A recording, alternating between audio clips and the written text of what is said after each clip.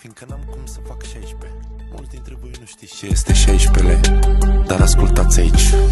De ziua voastră să vă aduc cadou stilouri, că ați băut cafeaua mereu pe birouri. Frați cu poliția sunteți de ceva vreme, mergeți pe la secții să plecați cu teme.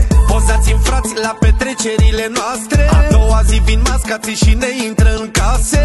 Vreți să știți tot când e vorba de belele?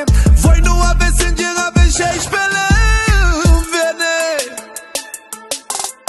E jale în ziua de azi cu prăduitori, sifoanele nu au ce căuta cu făptuitori. Șevași mai târâi, sifoane spurcate, că vă stricați prietenia cu pixul într-o noapte. E jale în ziua de azi cu prăduitori, sifoanele nu au ce căuta cu făptuitori. Șevași mai târâi, sifoane spurcate, că vă stricați prietenia cu pixul într-o noapte.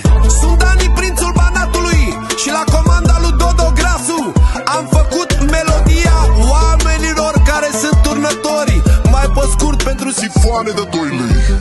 Faceți poze cu noi să vadă gaborii, să vadă toată garda cum o duc șmecherii. De dosarele voastre vreți ca să scăpați, uitați că v-am pus la masa mea ca pe niște frați. Face 16 pe noi să vă scadă pedepsele, dar meritați la toți să vă nevestele. Le tratăm ca pe surori când veneați pe la noi, nu mă mai sunați, stați la secții, vorbiți între voi. E jale în ziua de azi cu prăduitori, sifoanele nu au ce căuta cu făptuitori. Șevași mai târâi, sifoane spurcate, că vă stricați prietenia cu pixul într-o noapte. E jale în ziua de azi cu prăduitori, sifoanele nu au ce căuta cu făptuitori. Șevași mai târâi, sifoane spurcate, că vă stricați prietenia cu pixul într-o noapte.